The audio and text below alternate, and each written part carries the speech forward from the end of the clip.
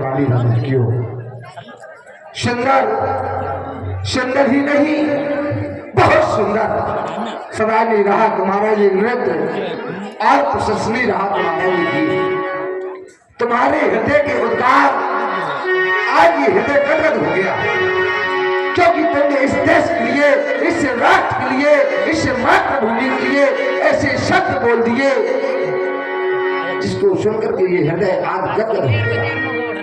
तुमने कह दिया अगर इस देश पे अगर कोई ऐसी समस्या आ जाए तो सबसे पहले तो हम उस समस्या का समाधान करेंगे। अगर उस समस्या के समाधान से उस समस्या का समाधान ना निकला, अगर उस समस्या का हल ना निकला तो स्वतः ही हम अपनी जान भी दे देंगे। प्रत्येक देशवासियों को चाहिए कि अपने देश से प्रेम करे, प्रत्येक देशवासियों को चाहिए कि अपने राज्य से प्यार करे। आज तुमने कह दिया तो क्या हम तुम्हारी प्रशंसा की प्रस्तुति में कुछ न कहें? आज हमें भी कहना पड़ेगा तुम्हारी प्रशंसा की प्रस्तुति में, क्योंकि राजा और प्रजा, अगर राजा के बिना प्रजा नहीं है और प्रजा के बिना राजा नहीं है, राजा और प्रजा एक दूसरे के पूरक रहे हैं और है और रहेंगे। अगर राजा अकेला है तो प्रजा का कुछ नहीं है, अगर जिस प्रजा में राजा नहीं तो प्रजा का कुछ नहीं, और जिस राजा के राज्य में प्रजा नहीं तो राजा का है। अगर आज तुमने कह दिया, अगर याद किया जाए वो समय, तो उस समय जिस समय ये स्वतंत्रता की बेड़ियों में जकड़ा हुआ किसी कारागार में ये देश पड़ा था, स्वतंत्र वायु नहीं ले पा रहे थे, स्वतंत्र भोजन नहीं कर पा रहे थे, हम लोग स्वतंत्रता से बैठ नहीं सकते थे, तो एक ऐसी नारी शक्ति ने ही इस देश के लिए, इस राष्ट्र के लिए अपनी जान दे दी थी। आज तुम्हारी हृदय के उद्गार है तो आज हमारा भी कहना है तुम्हारे लिए, और कहना क्या है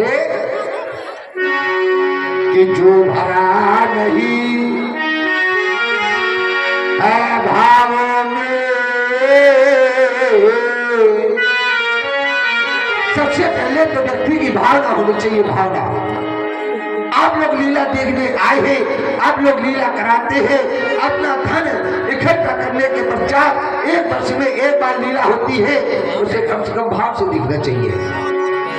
आज अगर हम आए तो यहाँ पे लोक समिति से निवेदन है कमेटी के 2-4 लोग आ जाए और मेकअप रूम के अंदर पहुंच जाए, क्योंकि धनुष वेदिका पर स्थापित करवाना है।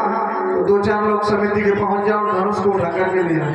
जब शीघ्रता हो चाहे भैया, क्योंकि जनक जी को धनुष का पूजन भी करना है। कि जो भरा नहीं है भाव में, इस देश के प्रति, इस लीला के प्रति अगर भाव नहीं है तो ये देश, आप लोगों का लीला कराना या लीला देखना कोई सार्थक नहीं है। अगर आप लोग लीला देखने आए हैं, भगवान के रामचरितमानस को आप लोग पढ़ते हैं, लीला देखने आए और लीला के अगर एक भी आप चिन्हों पे ना चले, भगवान के आदर्शों को ना माना, तो आप लोग चाहे रात दिन रामायण पढ़े उसका कोई मतलब नहीं। अधिकांश लोग रामायण पढ़ते हैं लेकिन आदर्शों को कोई नहीं मानना चाहता। आप लोग रात दिन रामायण पढ़े, कम से कम भगवान के एक चौपाई का अध्ययन करें, एक सारांश का अध्ययन करें, उनके पग चिन्हों पे चले, उनकी मर्यादाओं को माने, उनके आदर्शों को माने। आजकल हमने देखा क्या है बात जी, कि व्यक्ति दिखता कुछ और है, अंदर से कुछ और है। अगर रामायण पढ़ते हैं और रामायण को न माना तो क्या होगा कि यदि राम चरितमानस पढ़ते हो तो राम तुम्हें बनना होगा। यदि आप रामचरितमानस का पाठ करते हैं, हम ये नहीं कहते कि केवल रामचरितमानस का ही पाठ करें। जो भी व्यक्ति जिस भी ग्रंथ को मानता हो, अगर कोई व्यक्ति शिव पुराण को मानता है, कोई सुंदरकांड को मानता है, कोई भगवत गीता को मानता है, कोई भगवत रामायण को मानता है, व्यक्ति जो भी जिस ग्रंथ को मानता हो, कम से कम प्रातः काल उसको स्नान करने के बाद, जगने के बाद 2-4 दोहों का अध्ययन करना चाहिए। इससे बहुत बड़ा कल्याण होने वाला है ब्याह जी। अगर आप लोग इसका अध्ययन नहीं कर रहे तो कुछ नहीं होने वाला है। कि यदि राम चरित मानस पढ़ते हो तो राम तुम्हें बनना होगा। तो चलो राम के पग चिन्हों में अब इतिहास बदलना होगा। कि न जाने कितने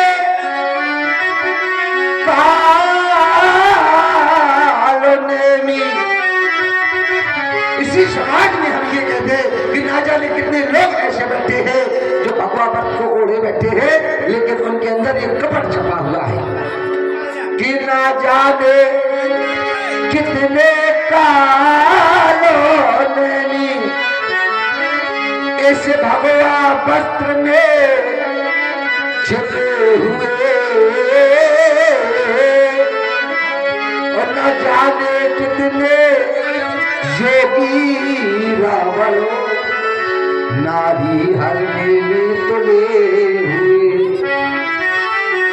और हमसे कह रहे हैं बार बार कि भैया आप लोग समझ जाओ, लोगों को समझा रहे हैं कि आप लोग समझ जाओ।